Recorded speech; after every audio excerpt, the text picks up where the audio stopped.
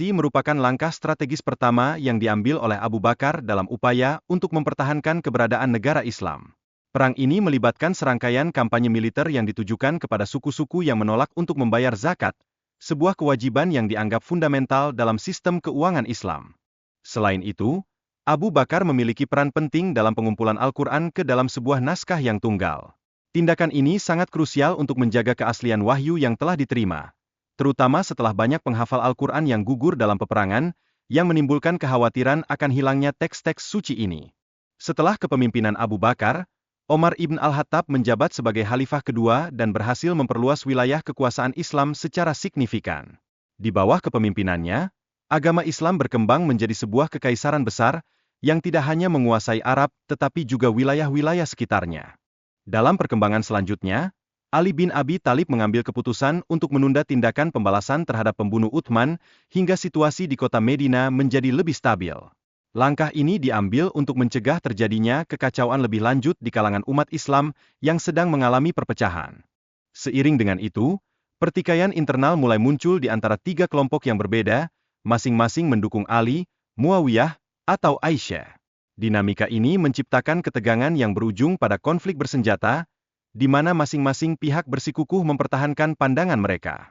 Salah satu pertempuran signifikan dalam konteks konflik ini adalah Perang Unta, yang melibatkan pasukan Ali dan Aisyah. Kemenangan Ali dalam pertempuran ini memunculkan konsekuensi tragis, di mana beberapa sahabat terdekat Nabi Muhammad mengalami kematian.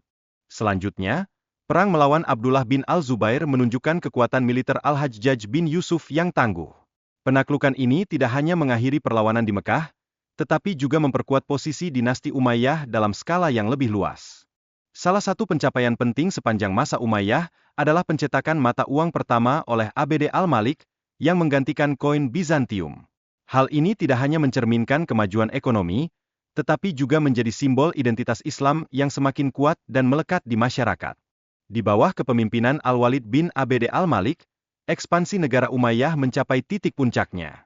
Penaklukan wilayah baru, termasuk Andalusia, secara signifikan memperluas pengaruh Islam dan membuka jalur interaksi budaya dengan berbagai peradaban.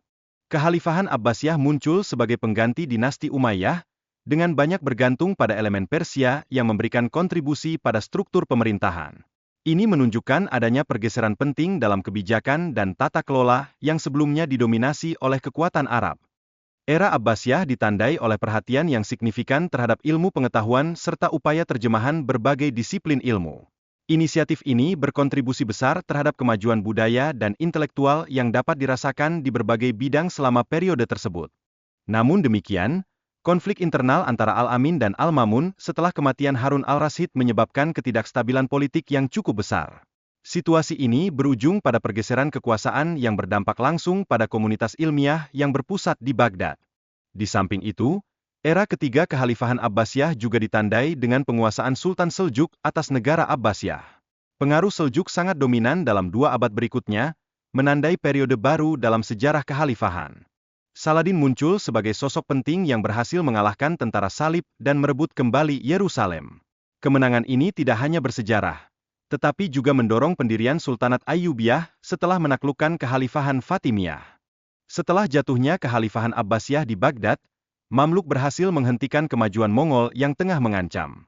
Mereka kemudian mendirikan kembali kekhalifahan di Kairo yang bertahan selama 2,5 abad, menjadi kekuatan yang dominan di wilayah tersebut. Sultan Mehmed II dijuluki sang penakluk berkat keberhasilannya dalam menaklukkan Konstantinopel. Penaklukan ini bukan hanya merubah peta politik dunia, tetapi juga meninggalkan jejak yang mendalam dalam sejarah umat manusia secara keseluruhan. Setelah penaklukan tersebut, Konstantinopel berganti nama menjadi Istanbul dan ditetapkan sebagai ibu kota Kekaisaran Ottoman.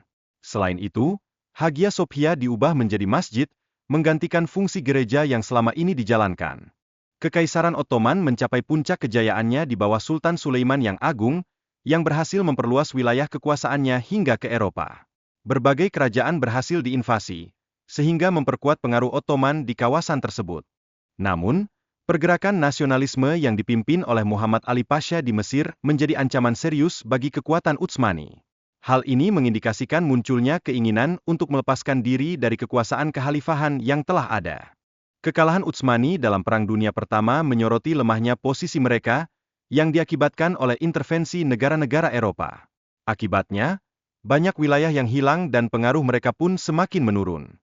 Sebagai dampak dari kekalahan tersebut, kekhalifahan dihapuskan pada tahun 1924, menandai berdirinya Republik Turki.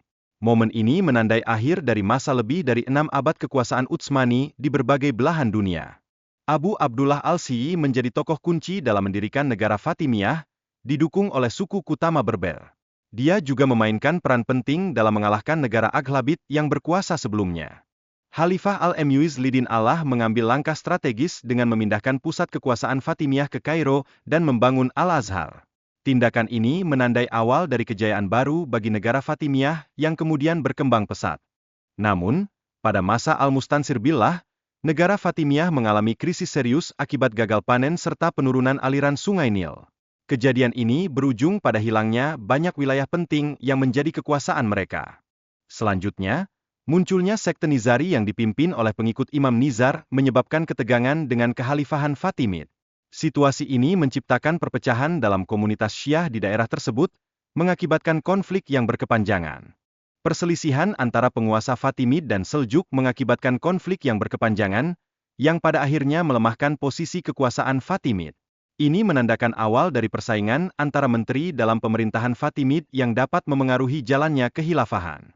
Akhirnya, penyerangan Saladin terhadap tentara Salib berhasil mengusir mereka dari Mesir, meskipun sebelumnya mereka sempat merebut Damietta. Hal ini menunjukkan kehebatan dan strategi militer Saladin dalam menghadapi ancaman dari luar.